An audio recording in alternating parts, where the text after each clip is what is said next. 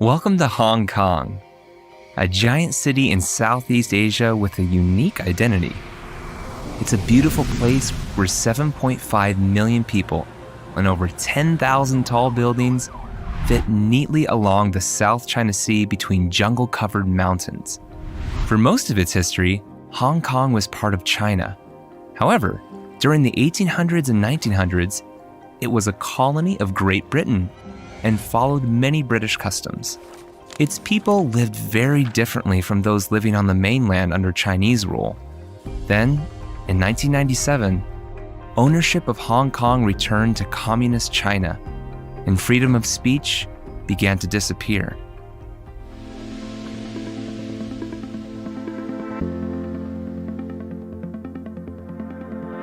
This is Kyo. He lives in one of Hong Kong's many high-rise apartments. Kyo plays shooting guard for his middle school's basketball team, and his favorite subject is history. Outside of school, Kyo loves playing online video games and follows American professional basketball religiously. He and his friends watch and share NBA highlights, and they enjoy arguing over who the best players are. In most ways, Kyo is like middle school kids anywhere. But because he lives in Hong Kong, his life is far from ordinary. Before Kyo was born, Hong Kong was ruled by Great Britain and enjoyed many freedoms, including freedom of speech. The Hong Kong media could publish articles of their choosing. Entertainment was allowed to cover any topic. Different opinions were welcome, and people were free to gather in groups to demonstrate and protest unpopular government decisions. These freedoms seem normal to people living in places like America, but they are unusual to the Chinese. China is governed by the CCP, the Chinese Communist Party, and it tightly monitors and controls what Chinese people say and do. Because it is communist, there is no freedom of speech in China, and the CCP gets very upset when citizens disagree with government decisions. The communists control the content of Chinese newspapers, magazines, TV shows, and movies. And if a Chinese citizen posts something on social media that the CCP doesn't like, there can be serious trouble. When the time came for Hong Kong to change ownership from Great Britain back to China, both governments knew it would be a difficult transition for the people of Hong Kong.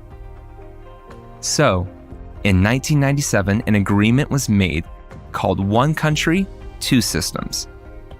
The deal stated, in return for receiving Hong Kong, the CCP would allow freedom of speech to continue there for 50 years until 2047. When the One Country, Two Systems agreement was made, there was cautious hope.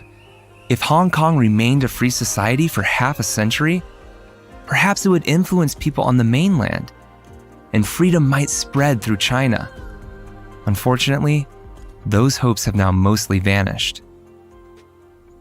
Kyo lives with his mom, Victoria, who works in a bookstore, and his dad, James, who, until recently, was a journalist. For 26 years, James worked as a political reporter for a popular Hong Kong newspaper. And over the years, his writings won numerous journalism awards. Kyo also has an older brother. His name is James Jr., but he goes by JJ. He's 13 years older than Kyo and works in a restaurant. JJ had hoped to follow his dad and be a reporter, but because of his involvement with political protests, he may never get that opportunity. Beginning in 2012, JJ has regularly been on the front lines of Hong Kong's many political protests. Back then, he was in high school, and a fight began over school curriculum. The CCP wanted to control what was taught in Hong Kong schools.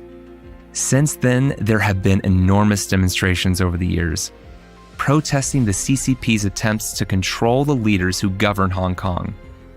And in response to the CCP making new laws that allowed Hong Kong residents to be arrested and shipped to mainland China, where they are held and tried in court. In each case, JJ and his fellow protesters have believed that the CCP is failing to honor the one country, two systems agreement. And for years, their demonstrations grew in size and strength. Unfortunately, so too did the CCP's response. Unlike mainland China, it is not illegal for the people of Hong Kong to question the CCP and hold protests.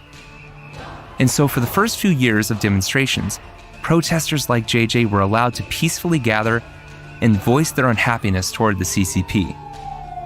But by the fall of 2014, the CCP was worried that the crowds were too big, and riot police began using physical force and tear gas to break them up.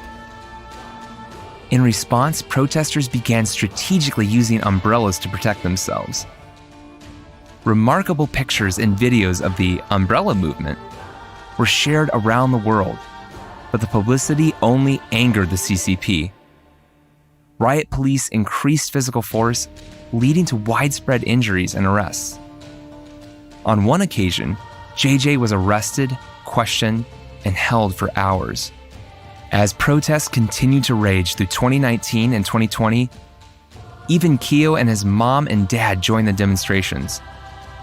Arrests, criminal charges, and injuries were in the thousands, and the CCP placed heavy restrictions on freedom of speech. Some Hong Kong newspapers, like the one James worked for, who had tried to cover the protests fairly and honestly, were forced to close, and James and his fellow journalists all lost their jobs. Today, demonstrations have vanished. The CCP's harsh crackdowns on protesters worked, and those who disagree with the communists are no longer safe to speak out publicly. But Keo and his family aren't done standing up for their city and the one country, two systems agreement. Keo and JJ are two of a growing number of freedom fighters, using video games to fight for Hong Kong's freedom. The brothers create characters in role-playing games and use the gaming platforms as virtual meeting halls and message boards. Protesters can disguise themselves as gamers and are able to share ideas and organize. The CCP is aware of these new methods of communication, and they are moving to shut them down. But there are always new video games being made. And there will always be kids like Keo who don't want to lose their rights. So Hong Kong's fight for freedom goes on.